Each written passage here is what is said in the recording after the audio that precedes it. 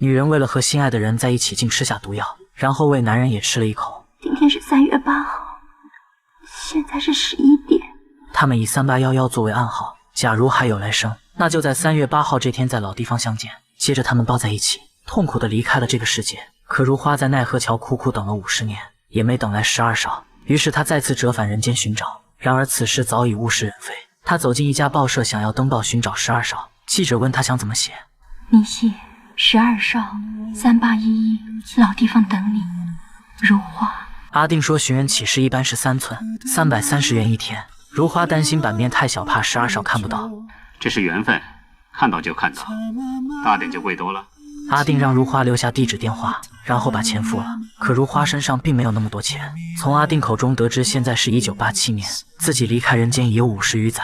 这个是7月几号？3月6号。得知后天就是3月8号，如花表示等凑够了钱再来。回家的路上，如花再次出现，他向阿定打听食堂嘴怎么走。见如花大半夜一身古怪的装扮，阿定莫名有些害怕。他告诉如花可以打车或者坐公交，然后便匆匆离开。结果在公交车上，两人再次相见。如花讲起了自己和12少的往事，他们因戏结缘，说好要手牵手共赴黄泉。谁知如花却迟迟没有等到12少。阿定问他这都是什么时候的事，如花说自己走的时候23岁，现在算起来已经是50几年前的事了。阿定被他的话吓了一跳，他这才意识到眼前的女人不是人。如花让阿定不要害怕，他只是想让阿定帮忙找到12少。可阿定哪里见过这种场面，他让如花到站赶紧下车。可当阿定下车看到如花在一旁哭泣时，他又于心不忍，决定帮这个可怜的女人。见如花对自己并无恶意，阿定便带她回了家。他递给如花一个苹果，如花咬了一口，嘴角却流出黑色液体，苹果也瞬间变得发霉腐烂。这时阿定的女朋友回来了，见男友带女人回家，女友生气的转身就要离开，阿定急忙上前拦住了她。他把自己的遭遇告诉了阿楚，可阿楚并不相信他的话。为了帮助他们解除误会，如花把阿楚的手放在自己胸口。阿楚这才发现如花竟没有心跳，他害怕地扑进阿定怀里。此时如花向他们讲述了自己的过去，他和12少相识于一场饭局，如花是这里的头牌。这天他女扮男装在为客人唱戏，刚好12少走了进来，于是他便对着12少唱了起来。你睇斜阳照住我對雙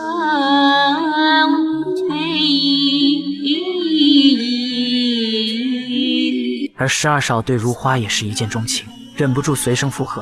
手對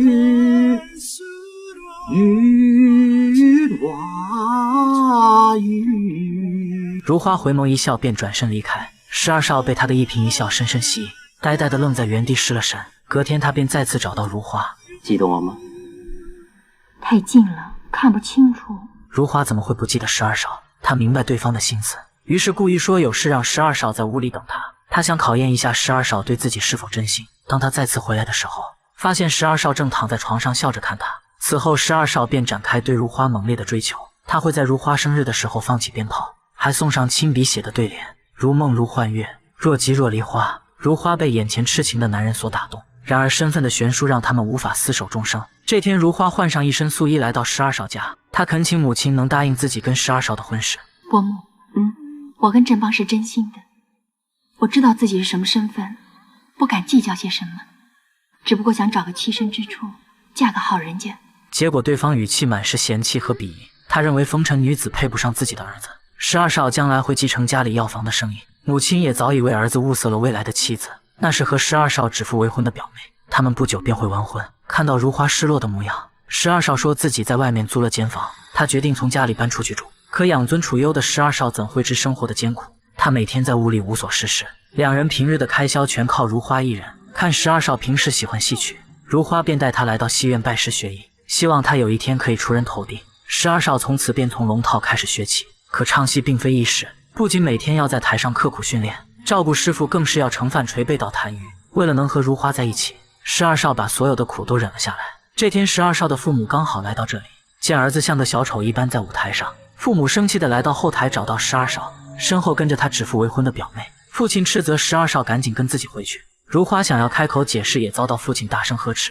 我们程家的事轮不到你插嘴。如花明白父母不会同意他们在一起，12少面对父亲的责骂也不敢吭声。这时一旁有人喊12少，他急忙再次上台。晚上12少约如花见面，他拿出在戏院门口买的胭脂扣，虽然廉价，却是他这几天辛苦换来的。12少亲手为如花戴上，在如花眼里，这比任何珠宝首饰都要珍贵。如花明白12少终究不敢违抗父母之命，他始终要回去继承家业和表妹成亲。想到这里，如花心中有了一个大胆的想法，她决定和12少一起殉情。两人喝了很多酒，如花先吃了一口毒药，然后为12少也吃了一口。他们约定在奈何桥相见。阿楚被这个凄美的爱情故事所感动，他决定和阿定一起帮助如花。他们在报纸上刊登了12少的寻人启事，阿楚还特意帮如花精心打扮一番。可到了约定这天，12少却没有出现。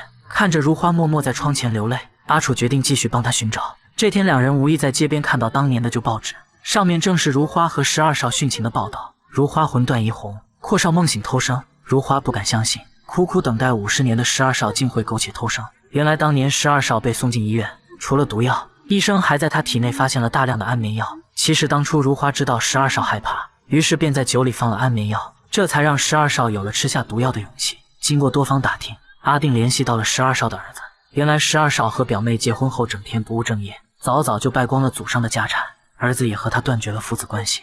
12少这些年一直在剧组里跑龙套，三人一起来到剧组寻找，终于在一个角落见到了12少。曾经的翩翩少年，如今却变得老态龙钟。如花上前唱起他们出狱时的戏曲。你睇斜陽照住嗰對雙